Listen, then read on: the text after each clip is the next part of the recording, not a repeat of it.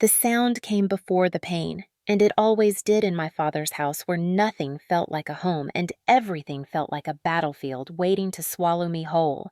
The television blared from the living room, the laugh track of some late-night rerun echoing against the walls, while the curtains hung tightly drawn as if they were prison bars that kept the truth of our family hidden from neighbors who might have dared to wonder why we were so quiet or so loud. My father, Richard Whitman, stood at the top of the staircase, a bottle of bourbon still fresh on his breath, his eyes bloodshot and his words slurred but filled with venom. "You are nothing," he shouted, and with a shove of his calloused hand against my shoulder, the world tilted and I was no longer upright but falling tumbling into the abyss of the staircase. Each wooden step met my body with a cruel greeting, a slam into my ribs, a strike against my elbow, a jolt through my spine until one final crack echoed so loud inside my body that I thought the bones had split apart like dry twigs. The scream never left my throat because the air abandoned me, stolen in one sharp rush that left me clawing at the emptiness, lungs locked in refusal to expand. I landed twisted at the bottom cheek, pressed into the coarse carpet, every fiber scratching against skin dampened by sweat and blood. For a second, the room spun as if it were detached from reality, and in that second, I thought I might never rise again. Above me, the shadow of my father loomed breathing, heavy chest-heaving like an animal that had just marked its territory, and the sour smell of whiskey slid down the staircase with him until it coated me in nausea. His words fell again like hammer strikes. "You will never be anything." Behind him, half lit by the hallway bulb, Sophia, my 22-year-old stepsister, leaned lazily against the railing, her phone raised with the cold glow of its camera capturing every second of my collapse. Her lips curved into a smirk that cut deeper than the stairs had. "Smile, loser," she whispered, the phone clicking as she locked my humiliation into memory.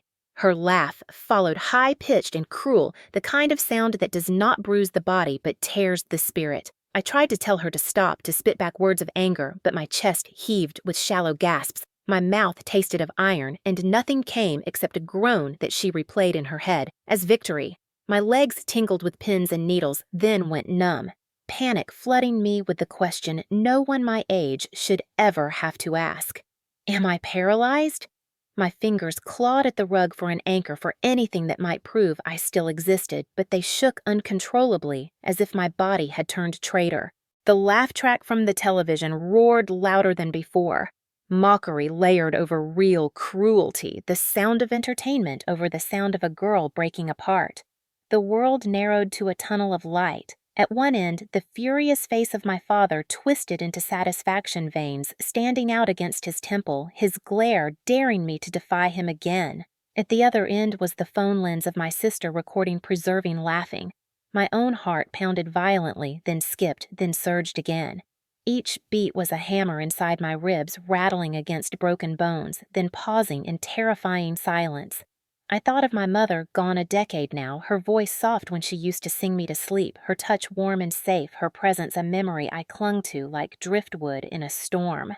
That world had died with her, leaving only this cage of fists and words.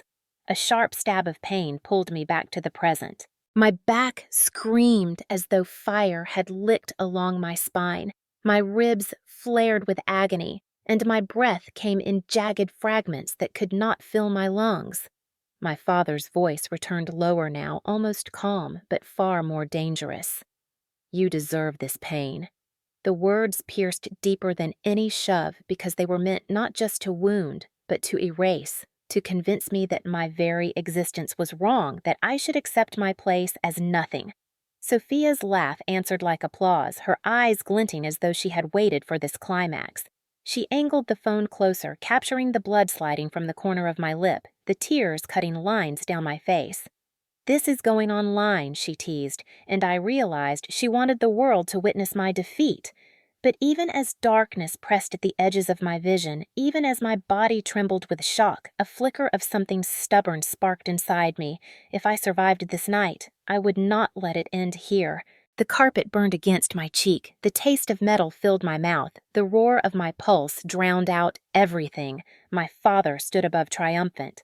My stepsister laughed as if cruelty were sport, and the house itself seemed to vibrate with silence from Margaret the stepmother, who never interfered the ghost who chose to look away.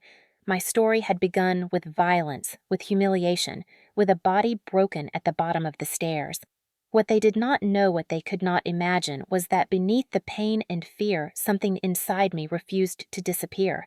In that moment, I felt death's shadow brush against me, but I also felt the faintest whisper of defiance. They wanted me to vanish. They wanted me to believe I was nothing. But I was still here bleeding and broken, my heart stumbling through each uneven beat, clinging to life in the only way I could. My story began that night on the floor, and even though I did not know it then, that story would not end in silence. It would end one day with truth, with exposure, and with justice. For now, though, as I lay trembling in the dim glow of the hallway light, all I could do was gasp, cry, and hope that my body would endure until the next moment. I was not always broken at the bottom of the stairs. There was a time when my world carried laughter, when my mother's soft voice filled the kitchen as she baked cookies and told me that I could be anything when the smell of lavender clung to her clothes and safety was as natural as breathing. That world ended when I was 10.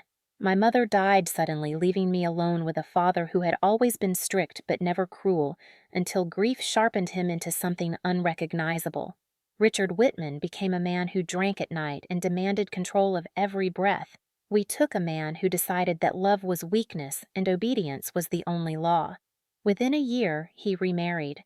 Margaret entered our lives like a shadow dressed in silk. At first, she smiled and patted my shoulder as though she cared, but it did not take long before the mask slipped. Her eyes rarely landed on me with kindness. She saved her affection for her own daughter Sophia, who was only 2 years older than me. From the first day Margaret moved in, I was pushed aside. Our family photos changed. The new frames on the mantel displayed Richard, Margaret, and Sophia smiling in coordinated outfits, while the pictures that once included my mother and me disappeared into boxes I was not allowed to touch. Holidays became rituals of exclusion. At Christmas, gifts filled the floor under the tree for Sophia, shiny and expensive, while I received socks or a second-hand sweater. At Thanksgiving, Richard carved the turkey and raised his glass to his perfect family, never once looking in my direction.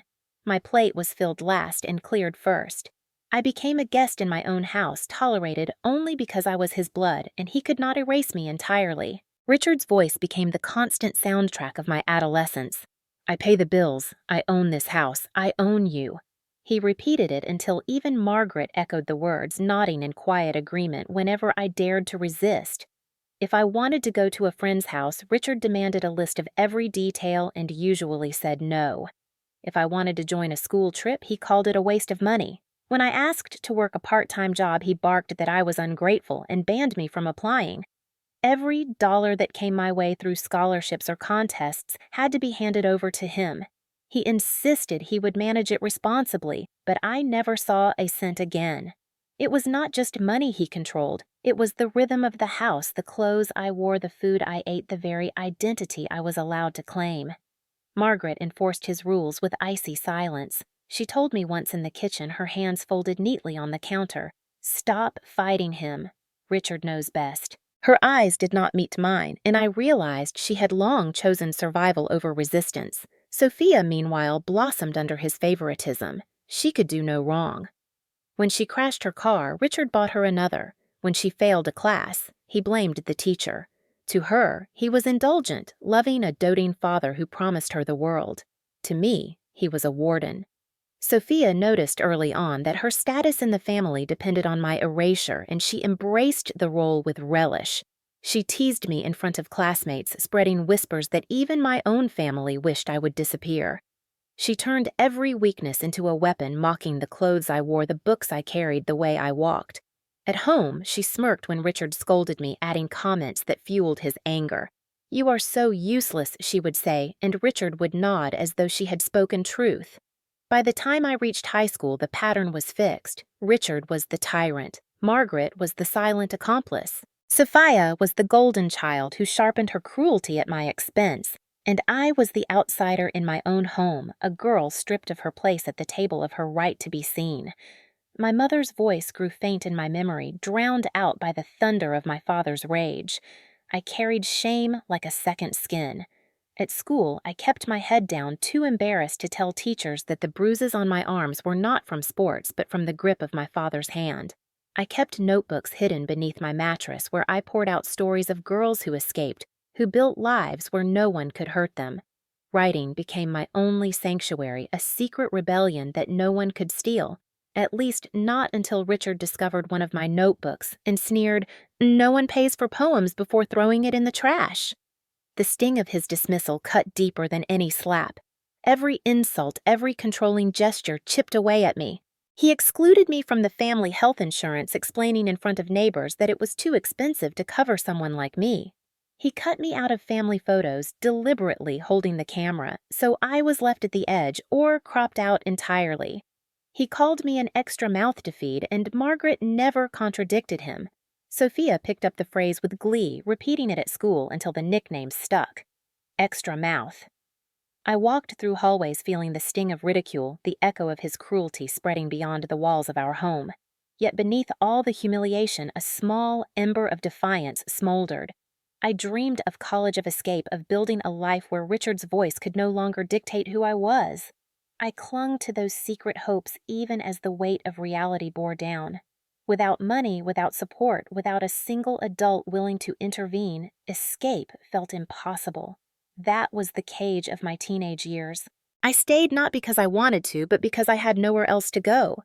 And each day the bars closed in tighter. I learned to take smaller steps to lower my voice, to shrink into corners, anything to avoid provoking Richard's wrath or Sophia's laughter. Margaret's silence wrapped around me like chains, reminding me that I was alone. Alone, except for the faint memories of my mother and the secret words I scribbled in notebooks. It was not much, but it kept me alive. Looking back now, I understand that Richard's cruelty was not random. It was deliberate, systematic, designed to erase me piece by piece until I accepted invisibility. But I never fully surrendered. Deep down, something in me refused to be erased, and that defiance would one day become my weapon. By the time I was in high school, the erasure of my existence was no longer subtle but deliberate and public, and Richard seemed to take pride in humiliating me whenever possible, as if reminding me that I had no rightful place under his roof. I still remember the evening he hosted colleagues for dinner, the table heavy with food, Margaret fussing over the details to make everything appear perfect, Sophia dressed in a new outfit he had bought her. I sat quietly at the edge of the table, waiting to be acknowledged, when Richard raised his glass and with a smirk announced that feeding me was like throwing money into fire. Laughter bubbled awkwardly from his guests, some of them shifting in their chairs uncomfortable but unwilling to confront him. My cheeks burned hot, and though I tried to keep my eyes down, I caught Margaret's quick glance, a flash of guilt that vanished as soon as his gaze turned toward her. Sophia's grin widened, and I knew those words would not remain confined to the dining room. The next morning at school, she spread the phrase, "extra mouth like poison," and soon it became the nickname that followed me through hallways. Students whispered it when I passed, some said it aloud with cruel delight, and even teachers sometimes looked at me with pity that only deepened my shame. I carried humiliation not just in my home, but everywhere I went, as though Richard had stamped it onto my skin. At home, the control was relentless. I begged him once to allow me a part-time job at a bookstore, hoping to earn enough to buy my own clothes and maybe save for college. He slammed his fist against the table, shouting that I was ungrateful, that I owed him obedience, that my focus should remain on chores. He forbade me from applying and demanded I hand over every scholarship check or award money I received from writing contests. He claimed he would manage it responsibly, but it always vanished into his account proof that he was the gatekeeper of every resource. Margaret repeated his logic, whispering late at night that it was easier this way, that resistance only made things worse, that survival meant compliance. Her words cut because they revealed not only her fear, but her choice. The choice to protect herself rather than me. Healthcare became another weapon. Richard announced one day that I was no longer covered under the family's insurance plan. Why waste money on her, he declared, and Margaret nodded silently. The implication was clear. If I fell sick or got hurt, it would be my problem alone. Fear sank into me deeper than any bruise. Every time I felt a cough rattle in my chest or pain shoot through my body, I wondered what would happen if I needed a doctor. I was trapped in a house where injury was likely and treatment impossible. It was a form of control so absolute that it erased not just my voice but my very right to survive. The exclusion extended to photographs. Family pictures lined the hallway, but I was missing from nearly all of them. Richard held the camera deliberately to crop me out or told me to step aside so the real family could smile. On the rare occasions I appeared in a group shot, the print never made it to a frame. Sophia mocked me for this too, telling classmates that even my father refused to claim me. Her cruelty thrived under his approval. She delighted in tearing up my essays, mocking my cooking, spreading rumors that no one wanted me. If I wrote a poem, she sneered that it was pathetic, and Richard would nod as if she had spoken truth. Their alliance deepened my isolation, turning every room in the house into hostile territory. My identity shrank under the weight of their disdain. I learned to walk softly, to lower my eyes, to anticipate Richard's moods. I shrank into corners, speaking only when spoken to, doing chores, before he could demand them, hoping invisibility might shield me. Yet invisibility was precisely what he sought. Each insult, each restriction, each act of control chipped away at my sense of self, until I wondered if perhaps he was right, if I truly was nothing. The emotional low point of those years was not a single beating, but the slow erosion of who I was, the way every day confirmed that my role was to disappear. Still, a flicker of resistance remained. I scribbled secretly in notebooks hidden under my mattress, creating characters who found freedom, who built lives untouched by fists or cruel words. Writing became my silent rebellion, my fragile proof that I existed beyond his definition. I knew if he found the notebooks, he would destroy them, and one day he did, sneering that no one pays for poems before tossing them into the trash. The sting of that dismissal hurt worse than any slap because it struck at the core of my dream. Yet even as tears blurred my vision, I retrieved scraps of paper and kept writing, determined to preserve the one part of me he could not fully erase. My survival depended on that defiance, however small, because in a house built on domination, silence was both weapon and cage. Despite the suffocating walls of that house, there were rare moments when light managed to break through, and those moments kept me alive more than food or sleep ever could. Community college became my refuge, not because it was perfect, but because it offered a space where my father's voice did not reach, and where Sophia's laughter could not drown me out.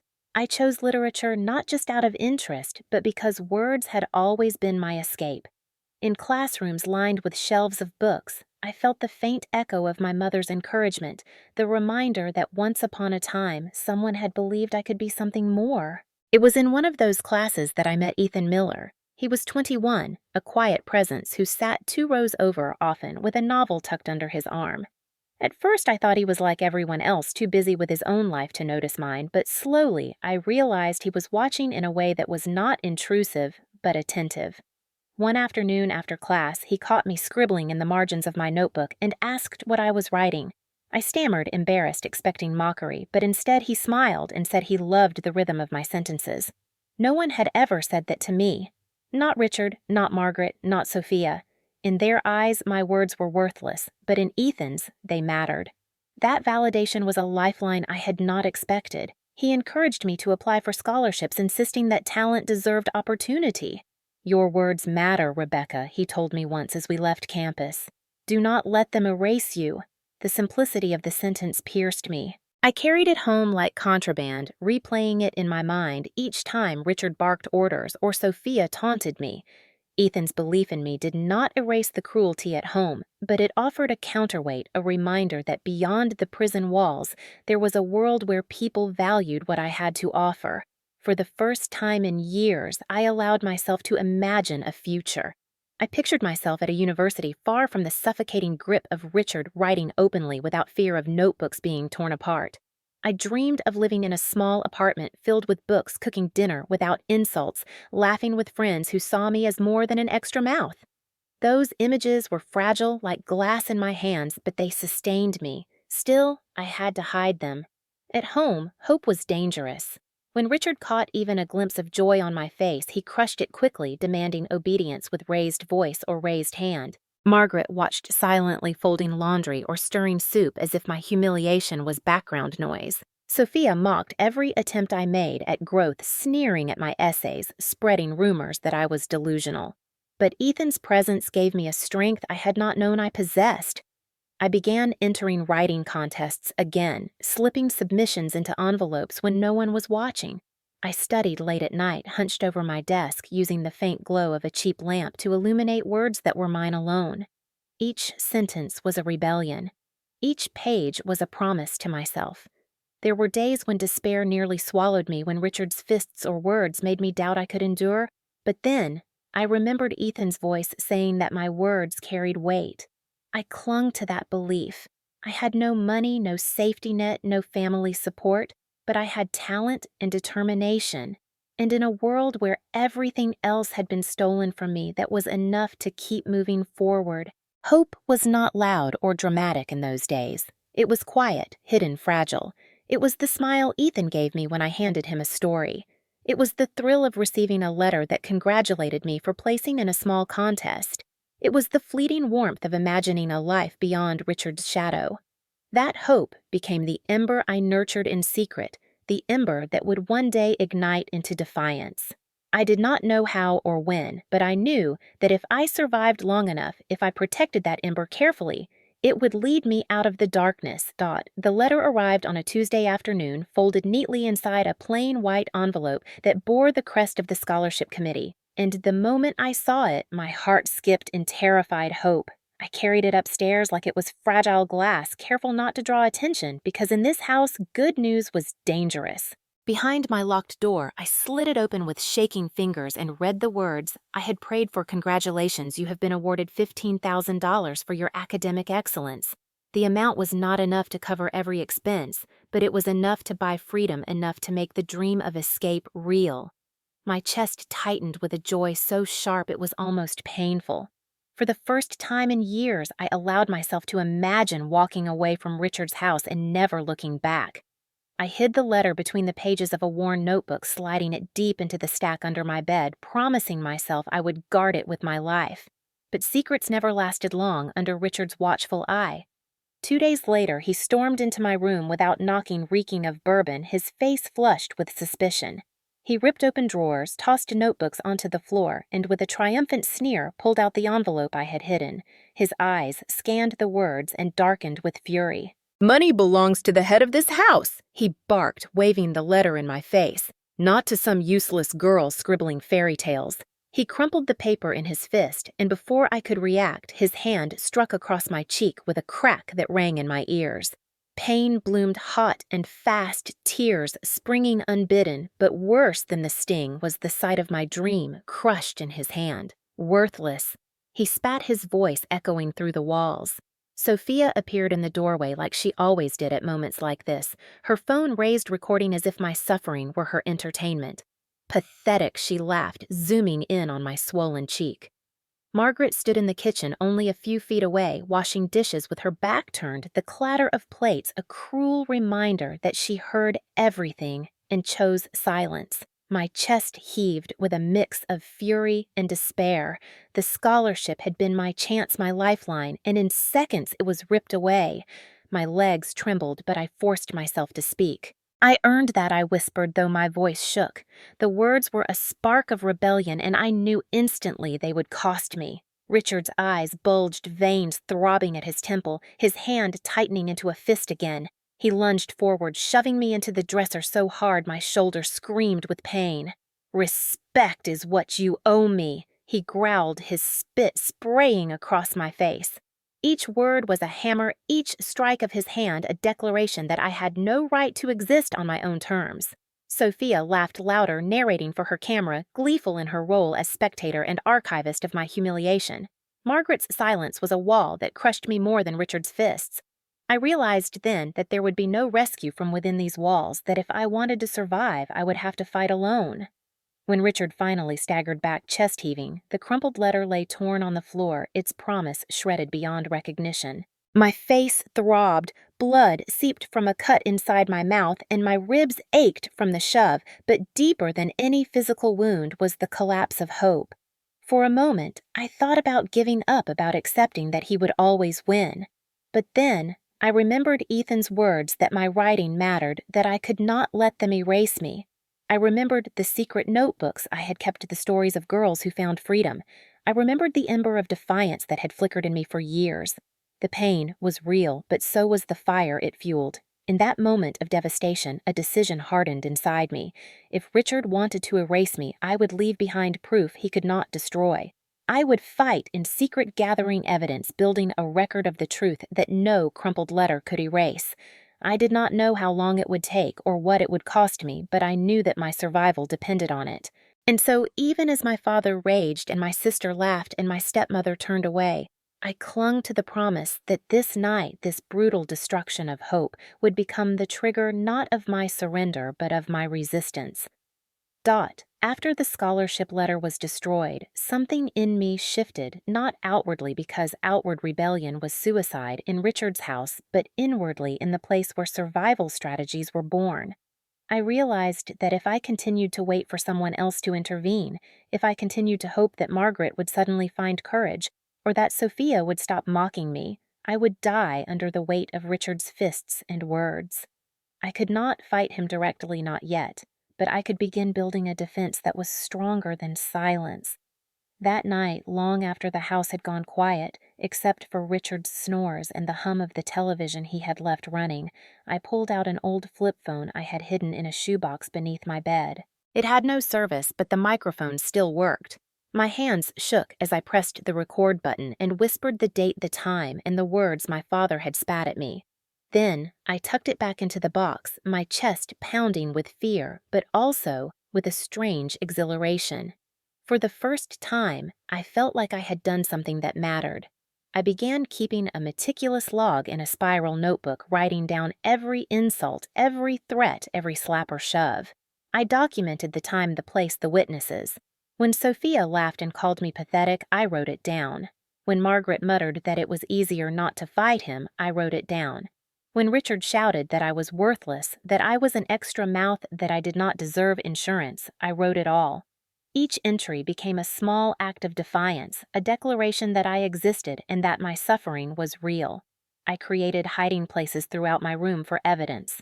I hollowed out an old dictionary and slipped a USB drive inside. I pried up a loose floorboard and tucked the phone beneath it. I folded pages into the lining of my backpack. Every secret stash felt like a seed planted for a future I could not yet see.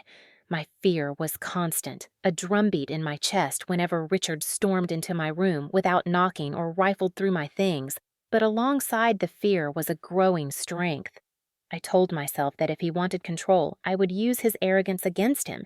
He loved to shout, to brag about his authority, and his own words would one day betray him. Margaret remained the quiet accomplice, repeating her mantra that resistance was useless. One evening, as I iced a bruise on my arm, she whispered, "Stop provoking him. It is easier this way." I wanted to scream that silence was not easier, that her cowardice was killing me, but I bit my tongue. Her fear was her prison, but I would not let it become mine. Sophia continued her cruelty with gleeful consistency, shoving laundry into my arms, filming when Richard shouted, sneering whenever I flinched.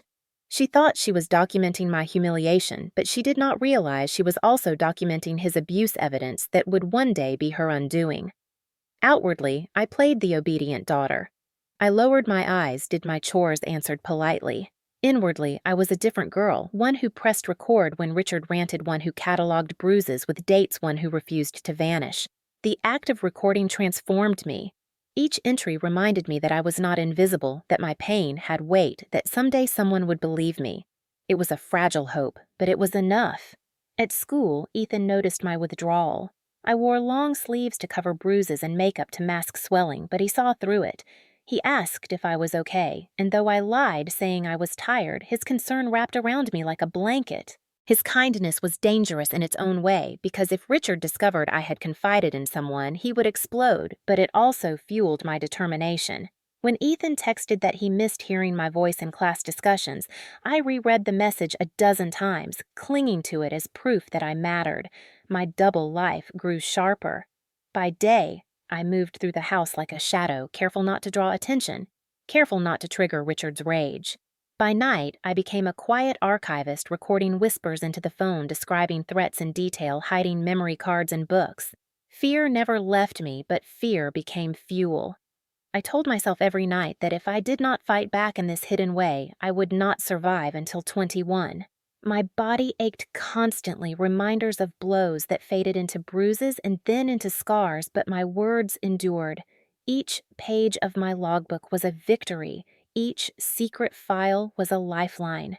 Richard thought he was erasing me, but in truth, he was building the case that would one day destroy him. I lived in constant dread that he would find the evidence, that he would rip up floorboards or slice open my backpack, but even that dread was preferable to hopelessness.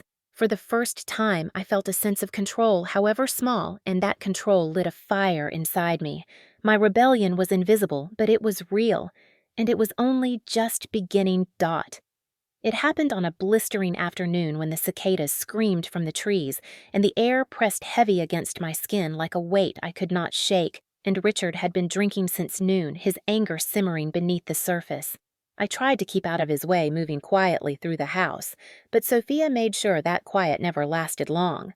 She accused me of touching her things, of stealing her charger, of looking at her clothes, and she made the accusation loud enough for Richard to hear. He stormed into the hallway, eyes glassy with bourbon, and before I could defend myself, his hand gripped my arm so hard I felt the bruises blooming immediately.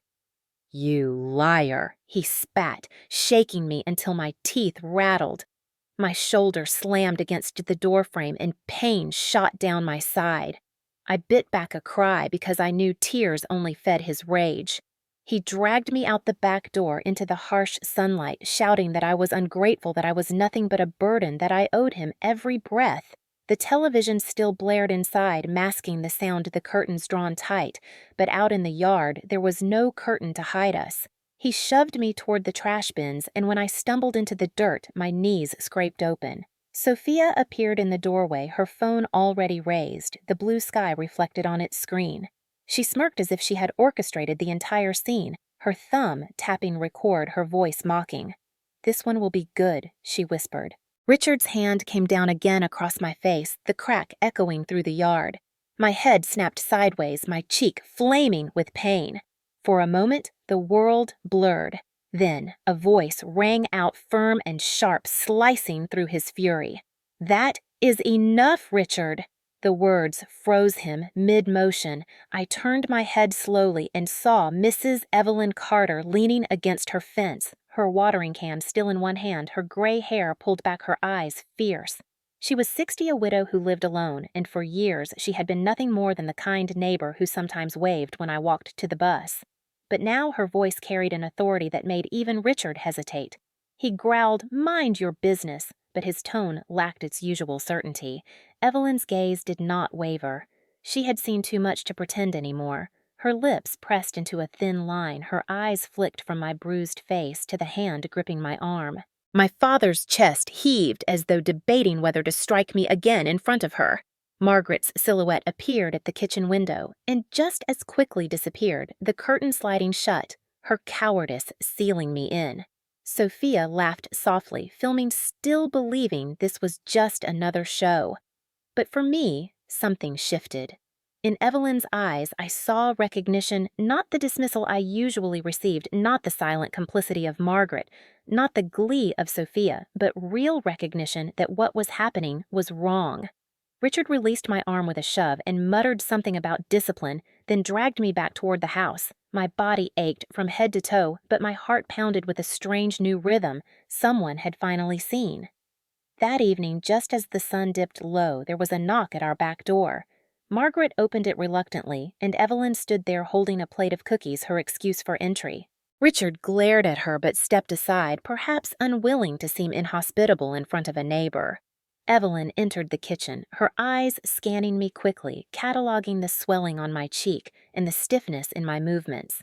When Richard left the room to refill his glass, she leaned close and whispered, "You are not alone, dear." The words nearly undid me. Tears burned behind my eyes. My throat tightened, and though fear clamped my mouth shut, something in my expression must have told her the truth. She nodded softly as if we had made an agreement. When she left, she pressed a folded piece of paper into my hand, concealed beneath the plate of cookies. I slipped it into my pocket with trembling fingers, terrified Richard might notice. Later in my room, I unfolded it to find her phone number scrawled in neat handwriting and the words, "Call me anytime, day or night." I tucked it into my evidence log, my heart pounding with relief and fear. For the first time in 10 years of silence, someone outside the house knew. I lay awake that night, staring at the ceiling, every muscle throbbing, but for once the darkness felt less absolute. Evelyn's presence had cracked the walls of Richard's control. He did not know it yet, but his fortress was beginning to crumble. My rebellion no longer lived only in hidden phones and secret notebooks. Now there was a witness, a person who had seen with her own eyes, a person who could not be silenced by his fists or erased by his lies. That knowledge became another ember of strength inside me. I still flinched when Richard shouted, still shrank when Sophia mocked, still watched Margaret turn away, but now I clung to the memory of Evelyn's voice cutting through his fury. "That is enough, Richard." It was the first time I had ever heard those words spoken aloud in my defense, and it would not be the last. The breaking point came sooner than I expected, though in hindsight it had been building for years, every insult, every bruise, every stolen opportunity gathering like storm clouds until the sky itself seemed ready to crack. It was late evening in early autumn, the air heavy with the smell of rain that had not yet fallen, and Richard had been drinking since he came home from work, his glass never empty, his anger simmering just below the surface. I had tried to stay invisible, moving from room to room on silent feet, completing chores, before he could bark at me, keeping my eyes lowered when Sophia snickered from the couch with her phone in hand. But invisibility is fragile, and in that house it never lasted. Richard stormed into my room without knocking his fist wrapped around an envelope he had ripped from between the pages of one of my books. His eyes burned with fury as he shook it at me. "What is this?" he demanded. His voice slurred, but his meaning clear. I recognized the crest immediately, another scholarship letter, the one I had applied for in secret, slipping the form into the mail while Margaret was distracted one afternoon. It was not as large as the first, but it was enough to give me another chance at freedom, and he had found it. "You dare to make plans without me?" He shouted, his face inches from mine, his spit spraying my cheek. His voice rattled the picture frames on the wall. Sophia appeared instantly in the doorway, her phone already raised, her smirk growing wide. "This is going to be good," she whispered to her lens. Margaret hovered in the hallway, wringing her hands, whispering, "Please." Richard let it go, but he turned on her with such a glare that she froze in place. "Stay out of this," he growled, and she obeyed, shrinking back into the shadows. His attention returned to me, his rage swelling. "You think you can leave this house," he roared. "You think you can make a life without me. You are nothing." His hand struck across my face, the impact blinding me with white pain. I stumbled backward into the dresser, clutching at the wood for balance, but his fist came again. His boot slammed into my ribs. I curled into myself, gasping for breath, the copper taste of blood flooding my mouth. Sophia's laughter filled the room, cruel and delighted, as she captured every second on video. I tried to shield my head, but his fury was relentless. Each blow made my vision blur, the edges darkening until the room spun. My heart pounded violently, then skipped, then thundered again. I clawed at the rug, desperate for air, desperate for escape. My eyes darted to the coffee table, where beneath it, hidden deep, was a small USB drive containing weeks of recordings, his tirades, his threats, his insults. With what strength I had left, I shoved my hand under the couch, pressing it deeper into the shadows, praying he would not notice. If I did not survive the night, perhaps someone would find it. His hand grabbed my arm, yanking me upright before slamming me against the wall. My head struck the plaster with a dull thud, stars exploding in my vision. His voice came low and venomous. "If anyone ever finds out what happens in this house, it will be the last thing you do." Sophia's phone glowed, recording still, her eyes glittering with cruel delight. She thought she was mocking me, but she was preserving the very evidence that would one day undo them. My chest heaved, my breath rattled shallow and sharp. My back screamed with pain, my ribs felt as though they were cracking with each gasp. I wondered if this was the moment my body would give up. Darkness pressed at the edges of my vision again, but I forced myself toward my bedroom, dragging my body across the floor, locking the door with trembling fingers. Outside, Richard pounded against the wood, his threats echoing through the house while Margaret cried, begging him to stop, but her voice was drowned out. Beneath my bed lay the old phone I had hidden, and with shaking hands I pressed record, whispering the date describing what had just happened, my words slurred but audible. Then I tucked the device deep into my backpack, clutching it against my chest as if it were armor. My body trembled uncontrollably, my breath shallow, but my mind clung to one thought. Even if my body failed tonight, my evidence would survive. Somewhere outside, Evelyn might hear the shouting, she might remember the number she had given me. Somewhere, Ethan might wonder why I had not replied to his messages. Somewhere beyond these walls, the truth waited to be heard. Richard's pounding grew louder, the door rattling under his fists. My heart stumbled, then surged violently as though it would tear free from my chest. I prayed silently that my body would endure, that the darkness would not swallow me completely. The house reeked of bourbon and fear. The television laugh track still echoing from downstairs, masking the violence. Sophia's giggle filtered through the cracks like poison. Margaret's sobs rose and fell like waves against rocks, breaking, but never changing anything. I clutched the backpack tighter, my fingers digging into the fabric, and whispered to myself over and over, "Hold on, hold on, hold on."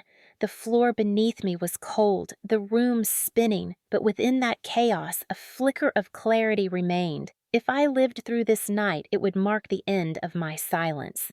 This was not just another beating, not just another humiliation. This was the breaking point, the moment when the cage cracked, when survival meant more than endurance, when resistance became inevitable. I felt the weight of it even as consciousness slipped like sand through my fingers. My story had begun at the bottom of the stairs, but it would not end there. Tonight, Richard had pushed me further than ever before. Tonight, Sophia had laughed louder than ever before. Tonight, Margaret had cried harder than ever before. And tonight, I realized that the ember I had nurtured for years was no longer just a flicker. It was a flame dot. The night after the breaking point, I could barely move my body. Each step felt like fire running through my ribs, and the ache in my spine throbbed with every shallow breath. My face was swollen, my lips split, and my arms covered in bruises that marked me like evidence I did not need to write down. Richard strutted through the house the next morning as if nothing had happened, sipping his coffee while Margaret hovered silently, and Sophia scrolled through her phone, smirking whenever her eyes met mine. But something had changed. The walls that had once hidden his violence now seemed thinner. My evidence was secured. My resolve hardened, and outside the house, Evelyn Carter had seen enough to suspect the truth. That afternoon, the sound of pounding on the front door rattled through the house. Richard stood quickly smoothing his shirt, his false charm sliding into place. "Officers, what seems to be the problem?" he asked with a voice too calm to be real. When I peered around the corner, my breath caught. 2 police officers stood flanking Evelyn, whose eyes burned with righteous fire. She pointed straight at me and at the bruises blooming across my cheek. "I heard enough last night," she said firmly, "and I will not ignore it again." Richard's smile twitched, but he tried to laugh it off. "Just a family argument," he insisted, "no need for outsiders." One officer stepped forward, his eyes sweeping the room. "Is everything all right here, miss?" My throat tightened, but before I could force out words, Evelyn held up a small flash drive. She turned to the officers. "She gave me this," she said, her gaze flicking to me briefly. My heart lurched. I had slipped a copy of recordings under her fence days earlier, desperate for a contingency plan. She had found it. The officers plugged the drive into a laptop they carried, and suddenly Richard's drunken voice filled the living room. "You are nothing without me!" he screamed through the speakers, followed by the unmistakable crack of a slap. Margaret gasped, covering her mouth while Sophia's face drained of color. She fumbled her phone, but it was too late. One officer stepped toward her, demanding she unlock it. On the screen played the video she had so proudly filmed me crumpled on the floor, Richard's fist rising and falling, her own laughter echoing in the background. The evidence was undeniable. Richard lunged forward, roaring that it was fake, but the officers blocked him. "Sir, you need to calm down," one said, his hand near his holster. Richard's face twisted, veins pulsing, his control slipping. I forced myself upright, clutching my backpack against me, and pulled out the old phone I had hidden. My voice, weak but steady, played through the speaker as I listed dates, threats, injuries. The log of my suffering filled the room in my own words. Sophia shrieked. She attacked Dad first, but the video contradicted her. Margaret sobbed, her shoulders shaking, whispering, "It is true, it is all true." Years of silence shattered in a single confession. The officers exchanged glances, then moved swiftly. "Richard Whitman, you are under arrest for domestic violence and assault," one announced. The click of handcuffs echoed like a gavel. Richard cursed at me, at Evelyn, at the officers, but his voice no longer carried the weight it once had. Outside, the flashing lights of patrol cars drew neighbors to their porches. They murmured as Richard was dragged out in cuffs, his reputation collapsing under the weight of truth. Sophia screamed, insisting it was unfair, but the video betrayed her. Margaret stood shaking, tears running down her face, no longer able to hide behind silence. Evelyn placed a steadying hand on my shoulder and whispered, "You are safe now." My body trembled from shock and relief. At the hospital, doctors examined me with clinical precision. They ordered X-rays and MRI of my spine and documented every bruise, every fracture. The fluorescent lights hummed above me while antiseptic filled the air. I signed forms, my name etched into medical records that would become part of the case. For the first time, the damage was not just mine to carry. It was written in files that no one could deny. Ethan appeared in the doorway, his face stricken. He rushed to my side and gently held my hand. "You are safe now," he whispered, and tears stung my eyes at the kindness in his voice. I had spent years hearing only cruelty, and suddenly here was someone reminding me I mattered. Days blurred into weeks as detectives gathered statements. They played the videos in quiet rooms, listened to my recordings, took Evelyn's testimony. Margaret began attending therapy, encouraged by the hospital social worker, and confessed her years of silence. Sophia was taken into juvenile custody, charged with complicity for filming instead of helping. The case built itself layer upon layer until Richard's lies could no longer shield him. When the trial began, the courtroom felt like another battlefield, but this time I was not alone. Evelyn sat in the front row, her presence steady. Ethan squeezed my hand. Margaret wept quietly on the bench behind me. The prosecutor played the recordings for the jury. Richard's voice echoed, his fists striking in frame, his threats undeniable. The jurors flinched at the violence. I stood trembling, but my voice clear as I told the jury how my father had tried to erase me, how I had fought back with the only tools I had: words, recordings, evidence. Richard glared from the defense table, but his power was gone, dissolved under the weight of truth. Sophia tried to claim it had been a joke, that she had never meant harm, but the videos showed otherwise. Margaret admitted her silence had been cowardice, not ignorance. Evelyn's testimony sealed the case. The verdict came swiftly. Guilty on all counts. The judge sentenced Richard to years in prison for domestic violence and attempted murder. Sophia was ordered into rehabilitation. Margaret continued therapy. The sound of the gavel striking the bench rang like a final door slamming shut on the years of terror. Outside, reporters gathered, neighbors whispered, and for the first time I held my head high. My story had been dragged into the light. Justice had arrived. The days after the trial felt unreal, as though the world had tilted and I was learning to walk on steadier ground for the first time in my life. The bruises faded slowly, their colors shifting from purple to yellow before vanishing, but the memories lingered sharp and heavy. At night, I woke, gasping, hearing echoes of Richard's roar in my dreams, feeling the phantom weight of his shove, tasting the copper tang of blood. Yet when I opened my eyes, I was no longer in that house of fear, but in Evelyn's guest room, where the curtains let in morning light and the air smelled faintly of lavender and lemon. She kept the porch light on every night so I would never feel alone in the dark. She made me tea when nightmares left me trembling. She reminded me that safety could exist in small gestures.